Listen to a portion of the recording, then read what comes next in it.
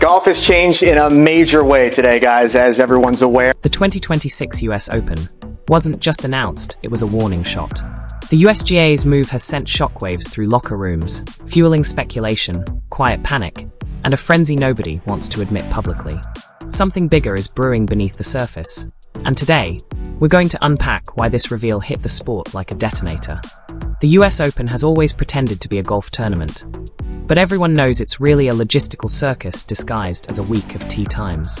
The 2026 edition turns that circus into a full-blown, multi-stage production. Early hospitality packages already read like a map of who gets luxury oxygen and who's left wandering the gallery trenches. VIP tents, volunteer portals, gallery passes, every social tier carefully sculpted. And the kicker? The event window stretches from June 15th to June 21st. That means the Hamptons will be overrun with practice rounds, pro-AMS, corporate brunches, and influencers rehearsing their golf girl summer content days before the first official swing. Will players be left out? Will tournaments be left out? What happens to Hilton Head? What happens to the John Deere? What happens to a tournament in Belgium? If that's the way they go, I only think it makes sense if they create a massive one tour that plays every week for 40 or 50 weeks. Southampton, a town already allergic to summer crowds, is bracing for impact. Locals whisper, traffic apocalypse with the same grim tone meteorologists reserve for hurricanes. Rental prices are expected to skyrocket, and short-term housing could turn into a gladiatorial arena for caddies, fans, broadcasters, and random Wall Street types who don't even follow golf, but heard it's the place to be that week. Entries open February 18th at 9 a.m., a seemingly mundane administrative detail, but inside locker rooms, it's treated like a starting pistol. Players lock in schedules months ahead, and qualifiers spiral into frenzy. Meanwhile, the real insiders, the producers, directors, and technical crews, are already murmuring about Shinnecock's posted 7,434-yard setup. That number forces a total rethink. How tee boxes are placed, how cameras track balls in gusty winds, even whether tournament directors shift tees day-to-day to manufacture drama. Broadcasters are prepping like it's a natural disaster. Wind meters calibrated, drone shot plans finalized, graphics on standby to explain why half the field suddenly bogeys the same par 4. This isn't just a championship, it's an engineered spectacle. History heatwave. Shinnecock drags its history into every room like a relative who insists on retelling the same dramatic story every holiday. The 2026 US Open will be no different. This club didn't just host Opens, it helped create them. The 1896 US Open left fingerprints on the sport, and every return feels like the USGA revisiting its origin story. But this time, the narrative is broader, heavier. The land itself carries ties to the Shinnecock Nation, whose history predates the course, the USGA, and even golf itself. In recent years, the USGA has emphasized public coordination with the nation, weaving historical recognition into Championship Week. The 2026 US Open isn't just a tournament. It's a collision between competitive pressure and cultural gravity. Players won't only calculate wind angles and landing zones, they'll confront questions of heritage, acknowledgement, and legacy. Competition, and ancillary competing on historically significant land carries weight. Reporters will spend as much time in media tents parsing symbolism as they do tracking strokes gained. Every player who posts a casual Shinnecock Week photo faces the unspoken expectation to acknowledge the deeper history beneath their feet. Inside the ropes, the competitive stakes are subtle but real. The USGA's entry rules and exemption structures could create a surprising field. Savvy journeymen might slip through qualifiers while big names sweat their prep. Regional qualifying is expected to be a bloodbath, and final qualifying could become a mini drama of its own. Off the course, the balancing act gets even more delicate. Sponsors demand premium experiences, local communities want respect and recognition, broadcasters need compelling storylines, and social media craves viral hot takes. A single misstep could make the championship remembered as much for PR tremors as for golf shots.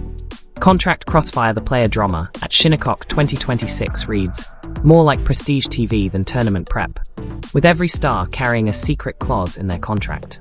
Brooks Koepka, last to conquer Shinnecock in 2018, returns like a villain with unfinished business. His ongoing LIV deal running straight through 2026 adds fuel to every prediction. Will he arrive as a swaggering wrecking ball, or a distracted star juggling negotiations and PR noise? Even his cryptic interviews have sparked online conspiracy boards, and a mood swing can headline faster than a leaderboard shift. Then there's the ever-present shadow of Tiger Woods. A whisper, rumor, or grainy range clip of Tiger triggers frenzy. Shinnecock, steeped in history, could turn even a minor comeback into a media carnival. Fans don't need confirmation, just hope. And Tiger-shaped hope is the strongest drug in golf.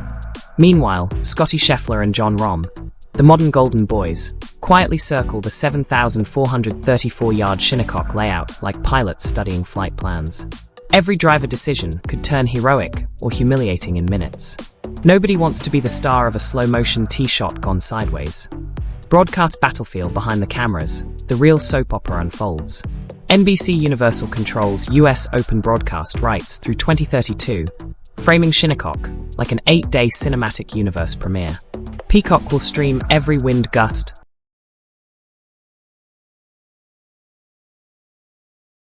bunker tantrum, and rules debate with slow-motion drone shots and orchestral music designed to make viewers feel like history is happening in real time. Gravitas is the goal turning tee boxes into sacred ground. Lives players, tied to Fox Sports, complicate the optics. Social media sleuths will analyze screen time and camera angles as if auditing tax returns. Cryptic jet photos and locker room teasers will transform qualifiers and practice rounds into bingeable chapters of a messy, unfolding story. The Shinnecock announcement didn't just wake the golf world, it lit the fuse on a long-simmering broadcast war. We are encouraged by this announcement, which represents a positive development in bringing harmony to men's professional golf. The RNA, the organizers of the Open, put this statement out on Twitter saying, in part, this agreement represents a huge step toward achieving that goal for golf, and we look forward to working with this new entity for the benefit of the sport globally. But LIV and Fox Sports aren't staying quiet.